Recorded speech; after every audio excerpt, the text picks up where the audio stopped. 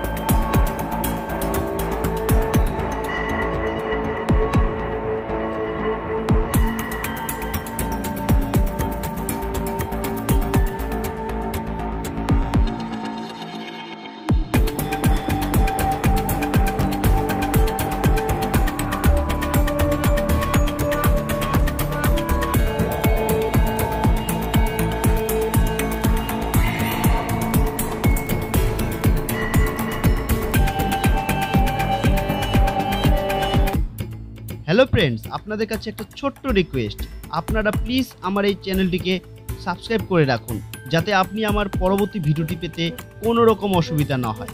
আর হ্যাঁ, আপনারা অবশ্যই জানান আপনি কোন বিধানসভার অন্তর্গত এবং কোন দলকে সাপোর্ট করেন, জানান আমার কমেন্ট বক্সে।